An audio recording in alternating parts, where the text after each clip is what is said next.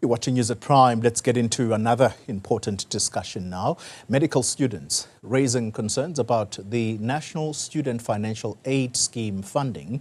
The South African Medical Students Union says people are underfunded, or rather people are funded for 10 months while they are expected to attend classes for the whole year. Let's discuss this now and the impact it has had specifically on medical students, and we're joined by Tato Masekwa. He is the president of this particular union for medical students. We also have NSFAS spokesperson, Mr. Ishmael Mnisi, who is with us in studio as well. Gentlemen, to both of you, thank you very much for your time. Can I start with you, Mr. Masekwa, and understand the issues here? It's quite clear in that introduction that 10 months that you are funded in a year, who's going to cover the rest of the funding? But is that where the problem ends? Yeah, look, and thanks, and thank you for having us. Look, the problem starts with the 10 month, you know. And I think we've mentioned it time and again that we are expected to be on campuses as early as the 6th of January, literally after New Year, sometimes on the 3rd, sometimes on the 4th.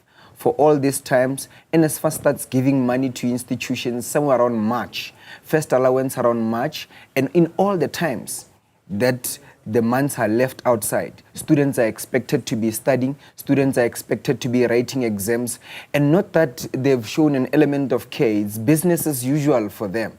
You know, and students are hungry. Students cannot stop writing exams on the basis that there is no money. Life continues. Lecturers expect you to be in classes doing what you're expected to do, as in like everything is normal. And moreover, and across board is that we know that NSFAS funds the poor of the poorest in the country. Yeah. Once you are in a SASSA beneficiary, you're automatically an NSFAS recipient. With that being mentioned, it means that we know for a fact that these students in particular do not even have money, sometimes even to move from one location to the other. There are extreme measures that they have to take in order for them to get to campuses, number one. Number two, for those particular students who are affected, for them to get money to start a new year, which at most of the time is extremely, you know, dangerous on the basis that you have to learn a new course. Yeah. And once you start doing all of that, then you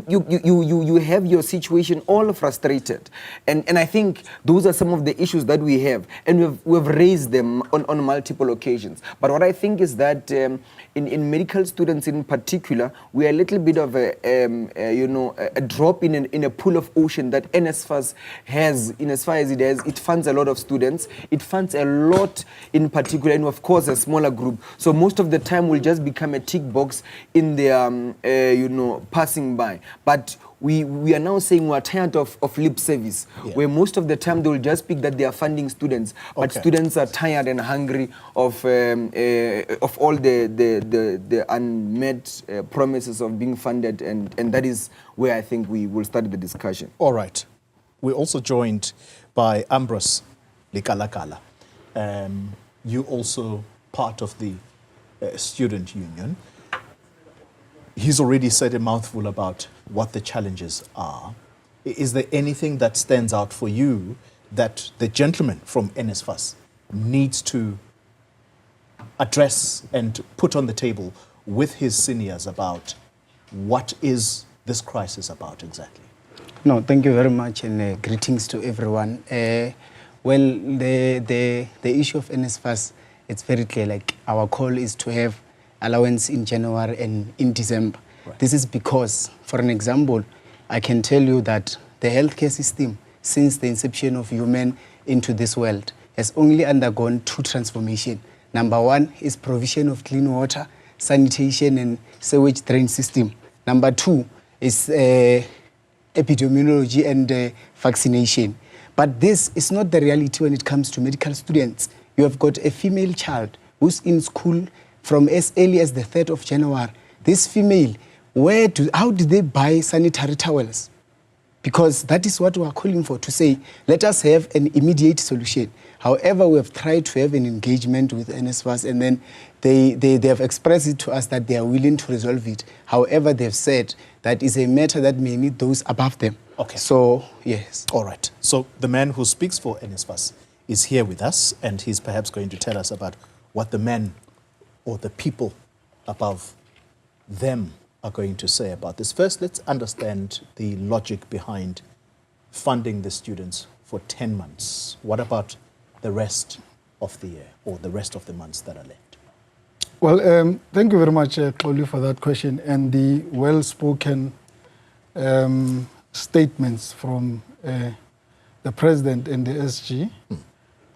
We met the students, Xoli, about on the 11th of November, following a letter that was sent by the students to the NSFAS leadership. Now, the understanding of NSFAS of the problem, and we have clearly expressed it to them, that firstly, we appreciate the concerns that they have. Now, as NSFAS being their step-parents, because we have taken responsibility of all the students that we are funding for, including them, with one understanding in mind, that they need to academically perform. And that's why where we want our students to focus their attention at. That's number one. We said we hear what they are saying, and we made certain proposals that will go into depth very soon. But we pointed out some role players in the process, that this is not only an NSFAS problem. It is an institutional-based problem, which involves the very same universities that they are, the dean of their students, who are in the main responsible for their program. We don't design how universities' programmers look like,